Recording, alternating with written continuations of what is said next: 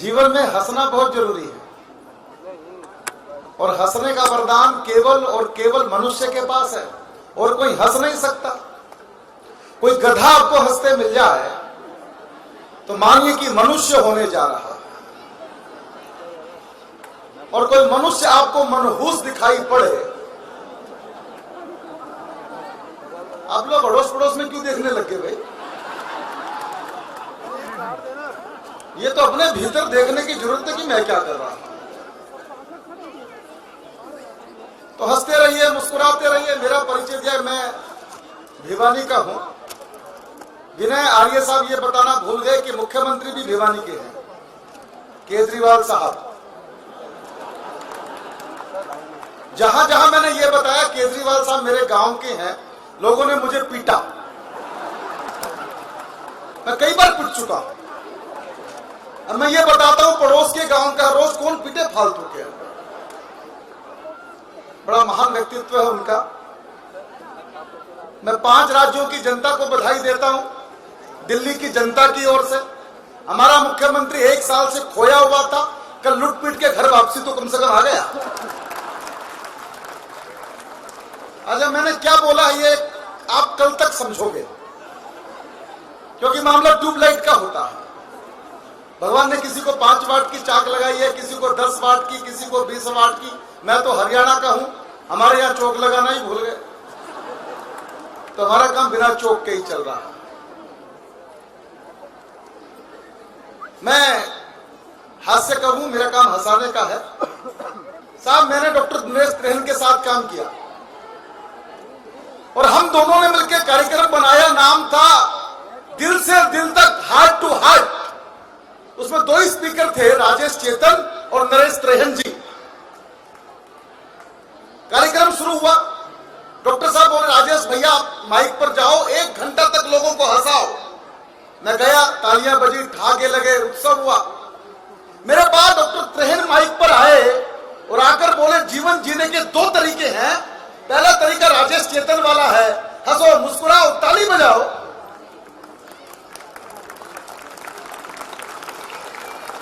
या तो इस रास्ते पर चलो, या तो इस रास्ते पर चलो, वरना मैं हूं। आप क्या चाहते हैं? मेरे साथ चलना चाहते हैं डॉक्टर साहब के साथ? क्या इच्छा है आपकी? हमारे साथ? तो फिर ताली बजानी पड़ती है, हमारे साथ चलना होगा। डॉक्टर का रिश्ता और भगवान का रिश्ता बहुत गहरा होता है। जब भगवान रूठ जाता है तो डॉक्टर के पास जाना पड़ता है, और डॉक्टर रूठ जाता है तो भगवान के पास जाना पड़ता है।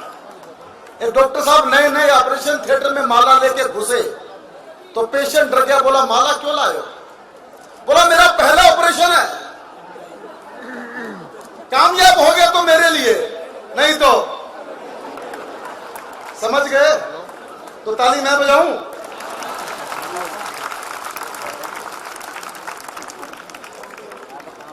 एक डॉक्टर साहब ने ऑपरेशन थिएटर के बाहर 2 लाइनें लिखी हुई थी, यहीं से शुरू करता हूं। 2 लाइनें जीवन में उतर जाए तो जीवन बदल जाए। डॉक्टर साहब ने लिखा था, माशा धर्मपाल जी को समर्पित करता हूं 2 लाइनें। ये एग्जाम्पल है इस बात का, लाइव इंसाइक्लोपीडिया है। मैं मिला इनसे, बोला यमराज मेरा वारंट जी भूल गया, हो गया उससे, अपनों को जाने नहीं, यहीं बैठेंगे। ऐसी मस्ती है उनके पास। 2 लाइनें डॉक्टर साहब ने लिखी थी, खोल लेते दिल अगर हंस बोल कर यारों के साथ, खोल लेते दिल अगर हंस बोल कर यारों के साथ, तो हमें ना खोलना पड़ता यूं औजारों के साथ। Thank you, love you. अब आप मेरे योग्य होते जा रहे हो। आप सब वास्तव में एक्सपोर्ट क्वालिटी के लोग हैं। वो हरियाणा में मास्टर जी पढ़ा रहे थे स्कूल में, बोले एक्सपोर्ट इंपोर्ट का मतलब बताओ। इसमें इको चल रहा है दोस्त? हेलो भैया, इसमें इको है क्या? बिल्कुल नहीं है। तो मास्टर जी पढ़ा रहे थे, बोले एक्सपोर्ट इंपोर्ट का मतलब बताओ। हरियाणा का बच्चा बड़ा होशियार, बोला गुरुजी बहुत आसान है। बोला बता? बोला गुरुजी इंपोर्ट मतलब सोनिया, और बोला एक्सपोर्ट? बोला जी सानिया। ये बात भी आप कल तक समझोगे। मैं क्या बोलकर गया था। आइए शुरू करते हैं यात्रा को। आप बहुत भाग्यशाली हैं कि आपका मनुष्य के रूप में जन्म हुआ, यह आपका भाग्य है। आप और भाग्यशाली है कि भारत में पैदा हुए। दुनिया में कोई देश भी मां नहीं है। आपने कभी सुना क्या अमेरिका माता की जय? आपने कभी सुना क्या जापान चाचा की जय? आपने कभी सुना क्या पाकिस्तान अंकल की जय? हो ही नहीं सकता। सारी दुनिया बोलती है भारत माता की जय, तब भारत में पैदा। मैं हैदराबाद में गया था कवि सम्मेलन में। जैसे ही मैंने कहा भारत माता की जय, तो दो भाई बीच में से खड़े हो गए। बोले इसका मतलब क्या होता है भारत माता की जय, हमको समझाओ। मैंने कहा समझाता हूं। मैंने कहा जब जब परमपिता परमात्मा को धरती पे उतरना होता है तो एक ही रास्ता है, भारत की धरती जहां से वो उतर सकता है, इसलिए भारत माता की जय। बोला बात तो ठीक है यार, लेकिन दो परमात्मा तो ऐसे हुए हैं जो भारत के रास्ते नहीं आए ना। कौन से वाले? बोला एक ईसा मसीह और दूसरे पैगंबर हजरत मोहम्मद। मैंने कहा मैं आपका ज्ञान अधूरा है, उसको ठीक कर दूं।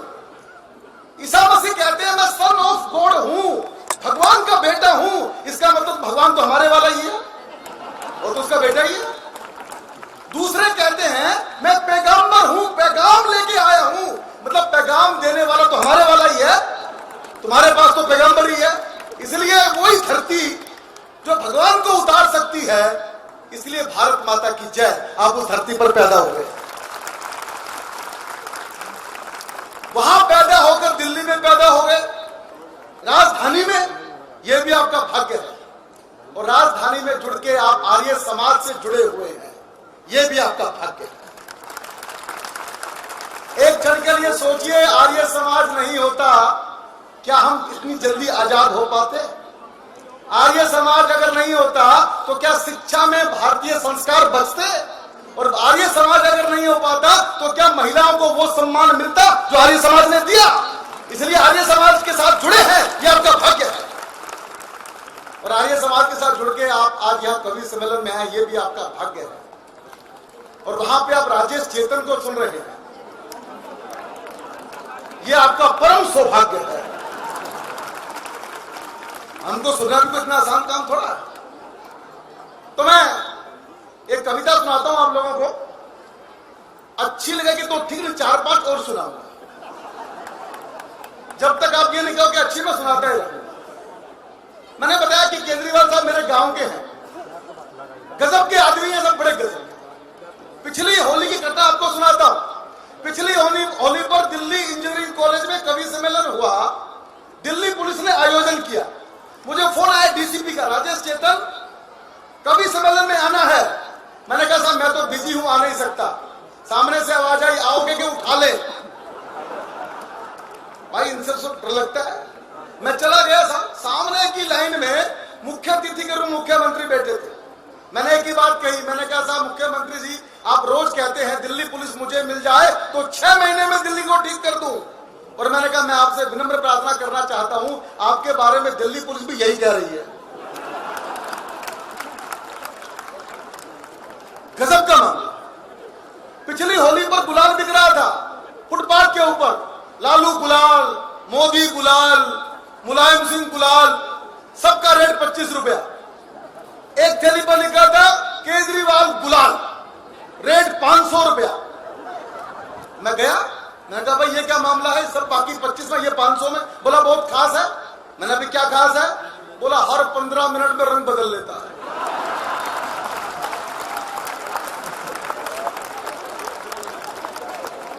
बहुत सारी खूबियां पैसा मुझे मिल गया एक दिन। बोले चेतन जी भ्रष्टाचार मिटा दूंगा। मैं तो कवि हूं साहब, राजेंद्र गुप्ता जी बैठे। बोले भ्रष्टाचार मिटा दूंगा। मैंने कहा आपके घर का मिट गया क्या?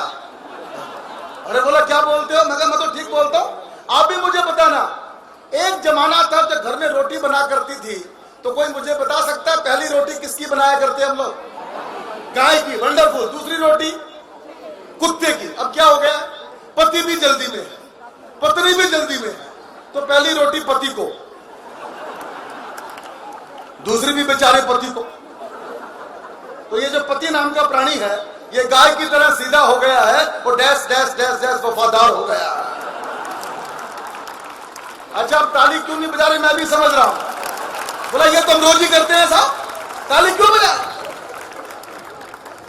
तो मामला बड़ा जोरदार है भ्रष्टाचार का भी। एक हमारे साहब प्रधानमंत्री जी हैं, उनका भी जवाब नहीं। पहले प्रधानमंत्री वो थे जो बोलते नहीं थे, दूसरे ये आहें चुप्पी नहीं होते।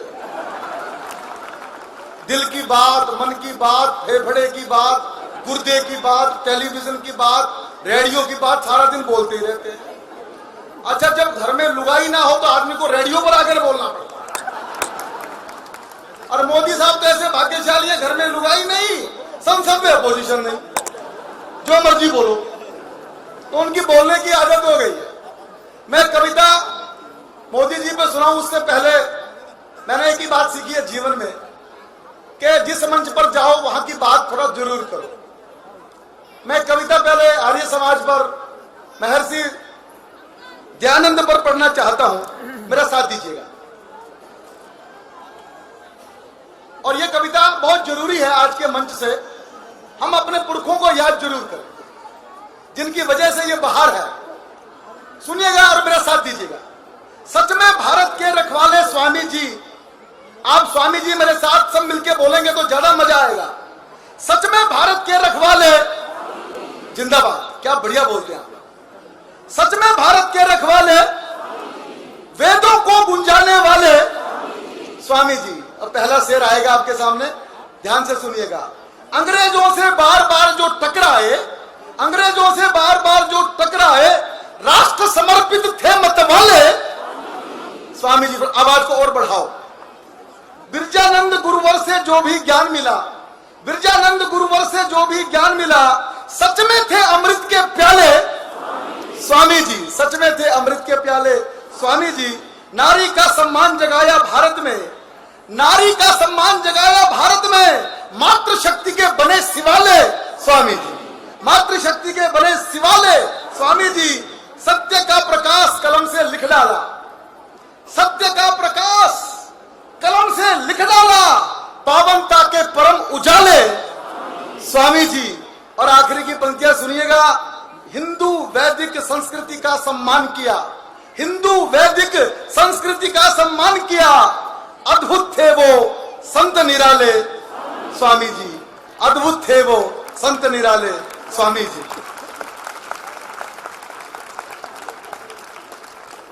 बहुत बहुत धन्यवाद, आपका समर्थन मुझे मिला, मैं आपका आभारी हूं। मैं मोदी जी की चर्चा आप लोगों से कर रहा था, टेलीविजन पर मोदी जी का भाषण चल रहा था। मनमोहन जी ने फोन लगाया सोनिया जी को, मैडम टीवी देख रही हो क्या? बोले हाँ देख तो रही हूं। ये टीवी पर जो बोल रहे हैं भारत के प्रधानमंत्री है क्या? बोले हाँ प्रधानमंत्री बोल रहे हैं। तो मैडम ये बताओ जो मैं 10 साल तक रहा वो क्या था?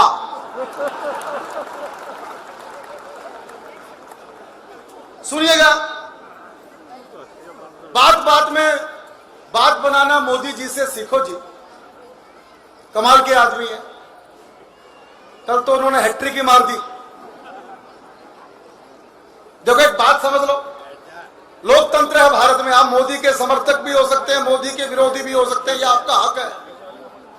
लेकिन एक बात मैं इस मंच से बोलना चाहता हूं, आप मोदी के समर्थक हो या विरोधी हो, पर एक बात तो सब मानेंगे, पिछले 2.5-3 साल में मोदी ने कुछ अच्छा किया कि बुरा किया मैं नहीं जानता, पर एक काम तो किया है, पूरी दुनिया का भारत की तरफ देखने का नजरिया तो बदल दिया। इतनी बात तो मानेंगे सब लोग। तब मैंने कविता लिखी, बात बात में बात बनाना मोदी जी से सीखो जी, और पड़ोसी को धमकाना मोदी जी से सीखो जी। 400 लोगों को बिना पासपोर्ट के, बिना वीजा के, बिना निमंत्रण के पाकिस्तान लेके जाना कोई आसान काम है क्या? सदानंद जी मैं गलत बोल रहा हूं? बात बात में बात बनाना मोदी जी से सीखो जी, और पड़ोसी को धमकाना मोदी। अरे बोलो सब मिलके, क्या हो गया भाई? मोदी जी से सीखो जी। संसद की ड्योढ़ी को चूमा सारा भारत देख रहा, संसद की ड्योढ़ी को चूमा सारा भारत देख रहा, लोकतंत्र का मान बढ़ाना मोदी जी से सीखो जी। और अडवाणी जी, जोशी जी को शांत किया हमने देखा। हर प्रोग्राम में जोशी जी को, अडवाणी जी को साथ रखते हैं, खास तौर पे शपथ ग्रहण समारोह में। और जैसे राजेंद्र गुप्ता जी और महाशय जी बैठे ऐसे आगे बिठा लेते हैं, फिर माइक पर बोलते आज मैं जो कुछ भी हूं इन दोनों की वजह से, और ये दोनों जो कुछ भी हैं वो मेरी वजह से। अडवाणी जी, भैया कविता मैं सुना रहा हूं, फोटो आप वहां ले रहे हो, क्या मामला है? 70 साल में हिंदुस्तान को ऐसे बेवकूफ बनाया गया है, काम कोई करता नाम किसी का होता। ये फोटोग्राफर बड़े उस्ताद होते हैं, देखना शादी ब्याह में दूल्हे का फोटो दूर से लेंगे, दुल्हन का जाके पास से लेंगे। मैंने भाई साहब क्या कर, बोला दुल्हन को सेट कर रहा हूं। बड़े जोरदार होते हैं, शमशान घाट में भी जाएंगे तो बोलेंगे स्माइल प्लीज। मैंने कहा भाई इसने स्माइल के तो तू भाग जाएगा। वो हरियाणा में कोई चला गया फोटो वाले की दुकान पे, बोला भाई साहब पासपोर्ट साइज का फोटो खींच दो जिसमें सर भी आ जाए जूते भी आ जाए। बोला भाई साहब जूते निकाल के सर पर रख लो, दोनों ही आ जाएंगे। ये अखबार वाले बड़े घूम रहे हैं, फोटो ले रहे हैं बार बार। मैं बड़ा दुखी हूं अखबार वालों से, पत्रकारों से। ये नारद के बेटे होते हैं पत्रकार, क्योंकि पहले पत्रकार नारद मुनि थे, वहां से पत्रकारिता शुरू हुई थी। और हम हैं वाल्मीकि के बेटे, आदि कवि वाल्मीकि। इनका हमारा रिश्ता साधु साधु का है, ये भी कलम के सिपाही और हम भी कलम के सिपाही हैं। पर फर्क ये पड़ जाता है, अखबार में फोटो छाप देते हैं साहब। अब चेतन जी का फोटो अखबार में छपा, आपने अखबार को पढ़ा, रद्दी वाले को बेच दिया, रद्दी वाले ने अखबार हलवाई को बेच दिया, हलवाई ने जलेबी रखी और आपको दे दिया, आप तो आप हैं, जलेबी को खा लिया, अखबार को फेंक दिया। एक कुत्ता आके चेतन जी पे सांस्कृतिक कार्यक्रम करता है, तो मेरा वैसे ही बहुत सम्मान है, आप ज्यादा सम्मान मत करो भाई, आप तो खाली तालियां बजा दो तो ज्यादा अच्छा लगेगा। काले धन की बातें करते काले को ही ले आए। अखबार वाले ने कुर्ता पकड़ा मोदी साहब का, बोले काला धन कब आएगा? अरे बोले आपने देखा नहीं आया था? अरे बोले कब आया था?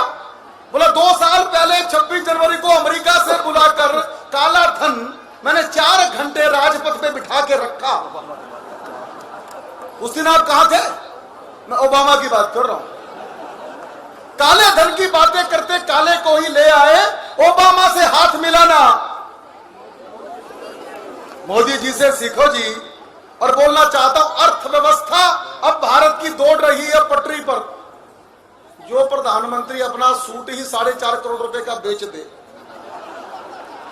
उससे त्यागी कौन होगा? एक बाबा रामदेव ही बचे, उनसे ज्यादा त्यागी थे। जब मोदी जी ने सूट बेचा तो रामदेव जी को जोश आ, बोला मैं भी अपना सूट बेचूंगा। बोले बाबा जी आपके पास कौन सा सूट है? बोला रामलीला मैदान वाला बचा के रखा है मैंने राजेश, बुरा न मानो होली है। मुझे कुटने का भी डर है आप लोगों से। तो बोलना चाहता हूं, अर्थव्यवस्था भारत की दौड़ रही है पटरी पर, अर्थव्यवस्था भारत की दौड़ रही है पटरी पर। सूट बेचकर नोट कमाना, मोदी जी से भाई हौसला थोड़ा बढ़ाओ यार, कम आवाज आ रही है। सूट बेचकर नोट कमाना, मोदी जी से सीखो जी। और बोलना चाहता हूं, मस्जिद में जा सजदा करके सबको गले लगाया है, यह भी जादूगर आदमी है। मस्जिद में जा सजदा करके सबको गले लगाया है। मैं एक बात कहना चाहता हूं आर्य समाज के मंच से। एक देश है इंडोनेशिया, 18 करोड़ मुसलमान है साहब, 18 करोड़। लेकिन वहां की एयरलाइंस का नाम है गरुड़ एयरवेज, बैंक का नाम है कुबेर बैंक। जो रामलीलाएं दिल्ली में होती है वैसी रामलीलाएं इंडोनेशिया में भी होती है। अखबार वालों ने पूछा तुम तो मुसलमान हो, तुम रामलीला क्यों करते हो? उत्तर मिला हमने धर्म बदला है, पुरखे थोड़ा बदले। ये बात पाकिस्तान के समझ में आ जाए तो संकट ही खत्म हो जाए। तब 2 लाइनें सुनना, मस्जिद में जा सजदा करके सबको गले लगाया है, मस्जिद में जा सजदा करके सबको गले लगाया है। दुबई में मंदिर बनवाना, मोदी जी से सीखो जी। दुबई में मंदिर बनवाना, मोदी जी से सीखो जी। सच में बेटी का भारत में फिर से मान बढ़ाया है। वो कहते हैं बेटी बचाओ बेटी पढ़ाओ, अच्छी बात है। आर्य समाज ने तो सारा जीवन इसी काम में लगाया है, बेटी बचाओ बेटी पढ़ाओ। मोदी जी तो कल बोले हैं, आर्य समाज का तो ध्येय वाक्य यही है, बेटी पढ़ाओ बेटी बचाओ। मेरे घर में मेरी 7 बहनें हैं भिवानी में। हमारे यहाँ एक आर्य समाज का स्कूल है, उत्तमी बाई आर्य कन्या विद्यालय। मेरी 7 बहनों की शिक्षा उसी विद्यालय से हुई है। मेरे परिवार पर आर्य समाज का बहुत बड़ा खर्चा है, यह मैं आपको बताना चाहता हूं। मोदी साहब कह रहे हैं बेटी बचाओ बेटी पढ़ाओ, अच्छी बात है। बेटी जब तक बेटी होती है बहुत अच्छी होती है, मां जब तक मां होती है बहुत अच्छी होती है। ये मां जिस दिन सासू मां हो जाती है, ना जाने इसको क्या हो जाता है, उस दिन इसका सॉफ्टवेयर ही करप्ट हो जाता है। परीक्षा में सवाल आया, भगवान राम को वनवास हुआ, सीता जी को जंगल क्यों जाना पड़ा? तो बेटी ने लिखा, जब घर में 3-3 सास हो तो जंगल ही ठीक है। मैंने बड़ा रिसर्च किया, किसी भी पुरुष के सर पे 2 महिलाएं हाथ घुमा सकती है, हाथ फेर सकती है, एक मां और एक पत्नी। मां जब सर पे हाथ घुमाती है तो बाल बड़े होते हैं, पत्नी जब सर पे हाथ घुमाती है आदमी मेरे जैसा हो जाता है। कुछ ऐसी महान आत्माएं बैठी है यहां पे जिनके सर पे पूरे मोहल्ले ने ही हाथ घुमा रखा है, वो सच में बड़े आदमी। सच में बेटी का भारत में फिर से मान बढ़ाया है। आखिरी की पंक्ति सुनना, सच में बेटी का भारत में फिर से मान बढ़ाया है, बेटी को भी खूब पढ़ाना। मोदी जी से सीखो जी, एक बार तालियां बजा दीजिए मिलकर। आपको अच्छा लग रहा कि नहीं लग रहा? Feel good. 2 मुक्तक सुनिएगा जो बहुत जरूरी है। आपने क्रिकेट में सेंचुरी को देखा, सचिन तेंदुलकर की सेंचुरी, राहुल द्रविड़ की सेंचुरी, विराट कोहली की सेंचुरी, लेकिन भारत के वैज्ञानिकों ने इससे आगे का चमत्कार किया, आकाश में जाके सेंचुरी ठोकी, और यह काम दुनिया में पहली बार हुआ। तो मैं भारत के वैज्ञानिकों को आर्य समाज के मंच से बधाई देना चाहता हूं, 4 पंक्तियों के माध्यम से। हिंदुस्तानी परचम फिर लहराया है, हिंदुस्तानी परचम फिर लहराया है, अमर तिरंगा आसमान में छाया है। 4थी पंक्ति आप तक पहुंचे तो वैज्ञानिकों के लिए हाथ उठाकर तालियां बजाना। हिंदुस्तानी परचम फिर लहराया है, अमर तिरंगा आसमान में छाया है। इसरो ने इतिहास रचा है दुनिया में, इसरो ने इतिहास रचा है दुनिया में। हमने सैटेलाइट शतक लगाया, हमने सैटेलाइट शतक लगाया है। और आज जेएनयू की चर्चा जब होने लगी, साथ में डीयू भी जुड़ गया। क्या हो गया हिंदुस्तान को? 4 पंक्तियां पढ़ता हूं, आर्य समाज से सीखो, शिक्षा में जो अद्भुत काम किया है। 4 लाइनें और सुनिएगा। कौन जहर के बीज बो गया डीयू में? यह बात मैं इस मन से नहीं कहूंगा तो किस मन से कहूंगा? कौन जहर के बीज बो गया डीयू में? एक शहीद का मान खो गया डीयू में। 4थी लाइन फिर आपके लिए आ रही है। कौन जहर के बीज बो गया डीयू में? एक शहीद का मान खो गया डीयू में। लाल कोबरे फन फैलाए घूम रहे, लाल कोबरे फन फैलाए घूम रहे, शिक्षा का यह हाल हो गया डीयू में, शिक्षा का यह हाल हो गया डीयू में। ये सब क्यों होता है? क्योंकि अपने घर की दीवारों को हमने देश समझ रखा है, अपने घर की दीवारों को हमने देश समझ रखा है, अपने घर की खुशियों को पूरा परिवेश समझ रखा है। पास पड़ोस की गर्म हवाएं हमको गर्म नहीं लगती है, उग्रवाद की रक्त होली का हमको शर्म नहीं लगती है, और घर की ईंट बचाने हेतु गलियों के पाथर न्यौछावर, चांदी के सिक्कों के ऊपर कबीरा के आखर न्यौछावर, भगत सिंह हो बालक अपना हमको यह स्वीकार नहीं है। वीर शिवा की गौरव गाथा अब शिक्षा का सार नहीं है। आचरणों में परिवर्तन की जो ना अलख जगाओगे, घर घर में हिरण्यकश्यप है कैसे प्रहलाद बचाओगे? घर घर में हिरण्यकश्यप है कैसे प्रहलाद बचाओगे? पंक्तियां सुनना ध्यान से, ये लोकतंत्र का खेल बिल्कुल नकली है। एक बात समझ लीजिए, जब तक भारत में 51-49 चलता रहेगा, राजनीति में बेईमानी चलती रहेगी। जनता जिसको रिजेक्ट करती है, 2 रिजेक्ट किए हुए आपस में हाथ मिलाते हैं, और जिसको सेलेक्ट किया है उसको पीछे धकेल देते हैं। ये होता है कि नहीं होता? बताइए, होता है कि नहीं होता? ये बंद होना चाहिए कि नहीं बंद होना चाहिए? तब पंक्तियां सुनिए। आजादी हम जिसको कहते आधी और अधूरी लगती, लोक व्यवस्था जिसको कहते भारत की मजबूरी लगती, और कब तक हमको मंडी जैसे नेताओं को चुनना होगा, तब तक अपनी इस हालत पर हमको यूं सिर धुनना होगा। जाति भाषा धर्म प्रांत ही हमको आज बड़े लगते हैं। राष्ट्रदेव के आराधक फिर हमको बोने ही दिखते हैं। चाणक्य की चीत्कार क्या हमको आज सुनाई देती? पास पड़ोसी शकुनी चालें हमको नहीं दिखाई देती। राष्ट्रदेव को मन मंदिर में जब तक नहीं सजाओगे, घर घर में हिरण्याकश्यप है, कैसे प्रहलाद बचाओ। तालियां कमजोर बजा रहे हैं आप लोग। घर घर में हिरण्याकश्यप है। एक बात समझ लीजिए, डूबकर सुनो, सुनकर गुनो, तार मन के मिलाओगे जुड़ जाएंगे, वरना हम है परिंदे बहुत दूर के, बोलियां बोलकर अपने उड़ जाएंगे, हमें कोई फर्क पड़ने वाला नहीं। समाधान क्या है? समाधान आर्य समाज। सुनिएगा पंक्ति आखिरी की, देशभक्ति के रंगों से ये होली हमें खेलनी होगी। काश्मीर की केसर मित्रों घर घर हमें भेजनी होगी। जाति भाषा मजहब की दीवारों को तोड़ गिराओ, रंगों की इस कीचड़ में से मन मंदिर के कमल खिलाओ। रंग अबीर गुलाल छोड़िए, माटी अपनी ही चंदन है। इस माटी के तिलक लगाकर सबको होली अभिनंदन है। कच्चे कच्चे नहीं चाहिए, पक्के रंग से खेले होली। देश प्रेम के मत वालों की कदम कदम पर होगी टोली। इसी सूत्र से जो भारत में होली नहीं मनाओगे, घर घर में हिरण्याकश्यप है, कैसे प्रहलाद बचाओ।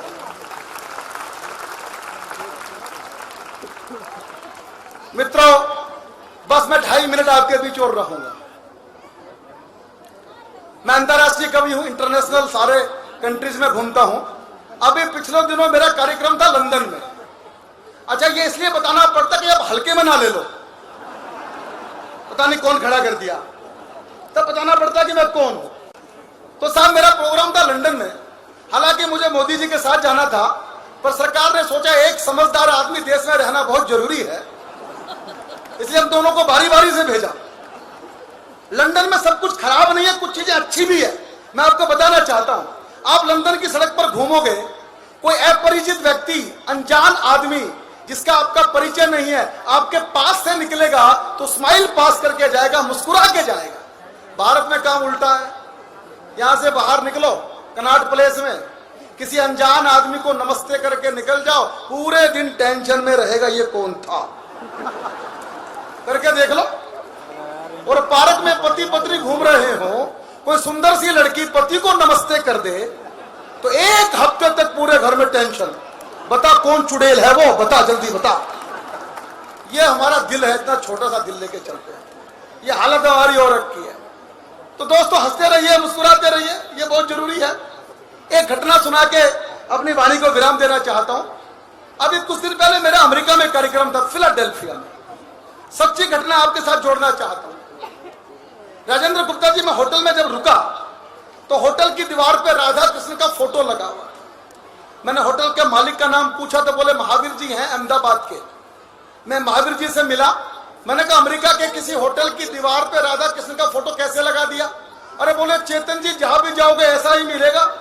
मैंने भी ऐसा क्या कर दिया? बोला अमेरिका के 70% होटल हिंदुस्तानियों ने खरीद लिए हैं।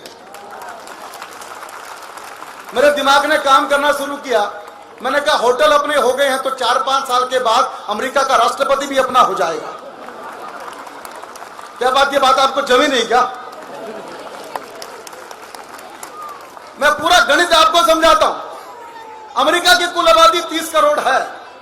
30 करोड़ की आबादी में 30 लाख हिंदुस्तानी पहुंच चुके हैं। अब मुझे ईमानदारी से बताओ, 4-5 साल में अपने लोग कितने हो जाएंगे? करोड़ 2 करोड़ तो हो ही जाएंगे। और इस परियोजना में बिहार को शामिल कर ले तो यह काम और जल्दी हो जाएगा। नहीं हो सकता क्या? उसमें क्या स्थिति बताना चाहता हूं। आज अमेरिका के अंदर 70% होटल भारतीयों के हैं। अमेरिका में 5 लाख डॉक्टर है, भारत के 5 लाख। और आपको सुन के अच्छा लगेगा, अमेरिकन लोग अपने डॉक्टर पे कम भरोसा करते हैं, भारत के डॉक्टर पे ज्यादा भरोसा करते हैं। कंप्यूटर हमारे हैं, सॉफ्टवेयर हमारे हैं। मैं तो आज भगवान से प्रार्थना करता हूं, आर्य समाज, आर्य सभा का दिल्ली का ये कार्यक्रम जो हम होली का इस विद्यालय में कर रहे हैं, अगले साल ये अमेरिका में होना चाहिए। सपने लेने में क्या बुराई है भैया? तो बुराई है क्या? कोई बुराई नहीं है।